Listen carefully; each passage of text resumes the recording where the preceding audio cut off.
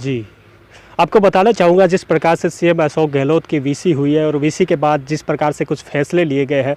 फैसलों में अगर पहले फैसले की बात किया जाए तो बताया जा रहा है बुधवार से 400 मोबाइल ओपीडी वैन जो है वो निजी अस्पतालों ने की तरह काम करेगी, या यूँ कहे जाए 400 ओपीडी वैन जो है उतारी जाएगी, जिससे घर घर पहुंचकर स्वास्थ्य की जांच की जाएगी। जो नॉर्मल किस्म की जो दवाइयाँ जो आप हॉस्पिटल में लेके जा रहे हैं वो कहीं ना कहीं आपको घर पे जांच के बाद वहीं मिल जाएगी। काफ़ी कुछ जो है प्रयास किया जा रहा है। उसके अलावा ही निजी अस्पतालों को भी इस प्रकार का ऑर्डर दिया गया है कि वो किसी ना किसी तरीके से ओपीडी को ना प्रभावित करे, आने जाने वाले मरीज़ की पूरी तरीके से जांच परख करे, और किसी भी तरीके की कोताही बरतने पर सीएम अशोक गहलोत ने कड़े शब्दों में कहा है कि उनके पर कार्रवाई की जा सकती है। वहीं बात करें अगर जीएनएम और एएनएम की जिस प्रकार की समस्याएं पूरे प्रदेश में आई है, और अब जो जिस प्रकार से कोरोना महामारी आई है उसके बाद से जिस प्रकार से आंकड़े घटे, तो उसको लेकर चिंता जाहिर की है सीएम अशोक गहलोत ने, और साफ तौर पे कहा है भी 9000 एएनएम जीएनएम के पदों पर नियुक्तियां जल्दी की जा सकती है। हालांकि उन्होंने इस प्रकार का भी कहा है भी हाई कोर्ट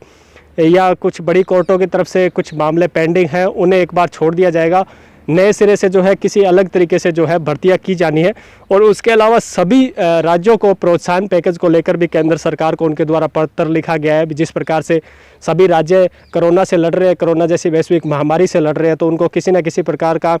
पैकेज जो है मिलना चाहिए, ताकि वो ज़्यादा से ज़्यादा जो है इस लड़ाई में बढ़ चढ़कर हिस्सा ले सके, या यूँ कहे भी खुलकर कार्य कर सके। क्योंकि बजट की कमी जो है अभी फ़िलहाल, क्योंकि किसी भी प्रदेश में वित्तीय संचालन का कोई सिस्टम है नहीं, कोई बड़ा सिस्टम आ नहीं रहा, क्योंकि उद्योग धंधे सब चौपट है। उसके अलावा बहुत सारे व्यापार है जिनसे कहीं ना कहीं आय होती है, या फिर सरकारी बहुत सारे संस्थान है जिससे सरकार को आय होती है, वो तमाम तरीके के संस्थान है वो बंद है। तो इसके सामने जो है सबसे बड़ी चुनौती जो है आर्थिक स्थिति से निपटने की है सरकार को। तो इसको लेकर केंद्र सरकार को सीएम अशोक गहलोत ने पत्र भी लिखा है। और अगर हम बात करें राज्यों की सलाह पर, कहा गया है सीएम अशोक गहलोत द्वारा पत्र में यह भी जिक्र किया गया है भी राज्यों की सलाह पर केंद्र कोई भी फैसला ले, चाहे वो लॉकडाउन से संबंधित हो, या फिर उन्होंने जिस प्रकार से रैपिड टेस्ट पे सवाल उठाए हैं, तो साफ तौर पे कहा जा सकता है जिस प्रकार से ये जो कुछ हो रहा है उसको लेकर सीएम गहलोत ने पत्र लिखा है पीएम नरेंद्र मोदी को। साफ तौर पे कहा है भी किसी तरीके से जो है राज्यों से उनसे राय मशूरा किया जाए, उसके बाद ही कोई फैसला लिया जाए। और वहीं बात करें हम दूसरे राज्यों की तरह भी जांच का दायरा बढ़ाना बेहद ज़रूरी है। इस चीज़ की चिंता जो है सीएम अशोक गहलोत ने जताई है। सीएम अशोक गहलोत इस चीज़ को मानते हैं भी कहीं ना कहीं जिस प्रकार से जो गति है, चाहे यूँ कहें भी जिस प्रकार से टेस्ट करने की जो पूरे भारत में गति है वो बहुत कम है या बहुत धीमी है। अन्य देशों की अगर बात करें, अमेरिका की बात करें या जापान या इटली किसी और की बात करें, तो कहीं ना कहीं जो जांच करने की जो रेशो है वो बहुत कम चल रहा है। तो उसको लेकर भी उन्होंने चिंता जाहिर करते हुए केंद्र सरकार से गुजारिश की है कि ज़्यादा से ज़्यादा जो है टेस्ट बढ़ाए जाए, ताकि जो मरीज़ है जितनी जल्दी पकड़े जाए, और जितने जल्दी पकड़े जाने के बाद ही कहीं ना कहीं हालात जो है सुधारे जा सकते हैं। तो वहीं उन्होंने ये भी कहा है भी हमारे सुझाव में ध्यान दिया जाता तो संदेह का वातावरण नहीं बनता था। उन्होंने ये बात इसलिए कही कि पीसीआर टेस्ट की रिपोर्ट आने में समय लगता है, और इसी समय को कम करने के लिए उन्होंने रैपिड टेस्ट पर जोर दिया था। और रैपिड टेस्ट को लेकर उन्होंने कहा था भी हमने प्रधानमंत्री नरेंद्र मोदी को वीडियो कॉन्फ्रेंसिंग से अनुरोध किया था भी पीपी मास्क और वेंटिलेटर, रैपिड तथा पीसीआर टेस्ट किट इत्यादि को केंद्रीकृत खरीद हो, लेकिन इस पर कोई ध्यान नहीं दिया गया, जिसकी वजह से जो है राजस्थान में या फिर पूरे देश में जिस प्रकार से कोरोना जांच की जो गति है वो प्रभावित हुई है, ये सीएम अशोक गहलोत का मानना है। और वहीं अगर हम बात करें तो सीएम अशोक गहलोत ने साफ तौर पे कहा है अभी लॉकडाउन का उल्लंघन बर्दाश्त नहीं किया जाएगा। और लॉकडाउन का जो उल्लंघन किया गया उसमें हम बता दें प्रदेश भर में कल तक 7,738 लोगों को गिरफ्तार किया गया है। और 7,038 लोग वो थे जिन्हें आमतौर पर जो उल्लंघन किया है या बिना मास्क के निकले हैं। और इनके अलावा करीबन बताया जा रहा है 1,73,000 वाहनों का चालान किया गया है, और 2,59,00,000 का जुर्माना भी वसूला गया है। 94,000 वाहन जो है पूरे प्रदेश में जब्त किए गए हैं। तो साफ तौर पे कहा जा सकता है सोशल मीडिया पर भी भ्रामक सूचनाओं को लेकर राज्य सरकार पूरी तरह से सतर्क है। 144 लोगों को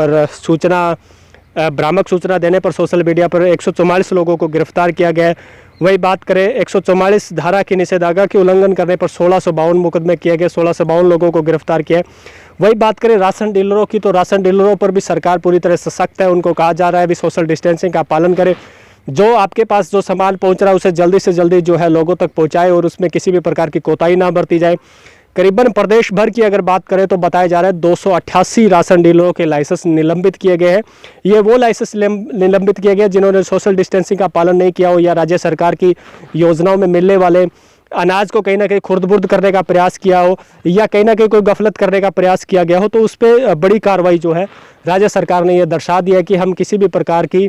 कोताही नहीं बरतेंगे या किसी भी प्रकार की अगर आपके दिमाग में गलतफहमी है कि हम कार्रवाई सरकार नहीं करेगी तो इस चीज़ को दरकिनार कर देना चाहिए। सरकार पूरी तरह से सख्त है और वहीं अन्य राज्यों से स्टूडेंट्स को लाने और ले जाने के लिए भी सरकार पूरी तरह सख्त नज़र आ रही है। उन्होंने अन्य राज्यों के साथ जो बैठकें की है या फिर अन्य राज्यों के साथ उन्होंने लेटर के जरिए बातें की है और उस लेटर में साफ तौर पे कहा जा सकता है भी राज्य ने उन तमाम कोटा में रहने वाले, चाहे एमपी है, चाहे बिहार के है, चाहे गुजरात के है, चाहे कहीं के भी है, तो उनको छूट दी गई है कि कहीं ना कहीं वो अपने बच्चों को यहाँ से ले जा सकते हैं, क्योंकि बच्चे जो है काफ़ी तौर पे सीएम अशोक गहलोत के बार बार कोटा के स्टूडेंट्स को लेकर बयान आते रहे हैं कि वो कहीं ना कहीं बच्चों के प्रति मानवीय संवेदना रखे। तो साफ तौर पे कहा जा सकता है सीएम अशोक गहलोत हर एंगल से पूरे प्रदेश को कहीं ना कहीं कोरोना से मुक्त करने का प्रयास कर रहे हैं। हर रोज़ वीसी करते हैं, हर रोज़ पत्रकारों से मुखातिब होते हैं और पत्रकारों से जानते हैं भी प्रदेश में क्या क्या समस्याएं चल रही है। लेकिन हाँ, कुछ ज़िलों की बात करें जैसे हनुमानगढ़ है या कोई और ज़िले हैं, उन ज़िलों की बात करें तो अभी तक शायद पत्रकारों के साथ एक ही प्रेस कॉन्फ्रेंस हुई है, उसके बाद किसी भी प्रकार की प्रेस कॉन्फ्रेंस नहीं हुई है। तो इसको लेकर भी सीएम गहलोत को ध्यान देना होगा। भी वहाँ पर लगातार मामले पॉजिटिव आ रहे हैं और भ्रामक सूचनाएं जो है वो प्रचारित की जा रही है, क्योंकि काफ़ी मामलों में पता नहीं होता, क्योंकि प्रशासन उनसे संपर्क नहीं साध रहा है या यूँ कहे मीडिया को कहीं ना कहीं दूर रखा जा रहा है। ना प्रेस कॉन्फ्रेंस की जा रही है, ना जानकारी, सिर्फ एक ग्रुप के माध्यम से जानकारी दी जा रही है। तो साफ तौर पर कहा जा सकता है कहीं ना कहीं हनुमानगढ़ के प्रशासन को या फिर सीएम गहलोत को इस चीज़ को गंभीर लेना पड़ेगा। भी जिन जिन जिलों में प्रेस कॉन्फ्रेंस या फिर मीडिया को कहीं ना कहीं पूरी जानकारी नहीं दी जा रही है, तो उन जिलों को जिला कलेक्टर, जिला प्रशासन को पाबंद किया जाए, ताकि जो ये समस्याएं हैं, जिस प्रकार से सीएम अशोक गहलोत हर रोज़ खुद सीएम होते हुए भी रोज़ पत्रकारों से मुखातिब होते हैं, क्योंकि ये ज़रूरी है। क्योंकि अभी प्रदेश में जिस प्रकार का माहौल चल रहा है वो कहीं ना कहीं वो भी जानते हैं भी अगर भ्रामक चीज़ कुछ भी जाती है तो वो कहीं ना कहीं पूरे प्रदेश के लिए हानिकारक है। तो ये भी जिलों पर लागू किया गया था। हालांकि सीएम अशोक गहलोत द्वारा भी हर रोज़ का मीडिया को प्रेस ब्रीफिंग करनी है, लेकिन कुछ जिलों में प्रेस ब्रीफिंग नहीं हो रही है।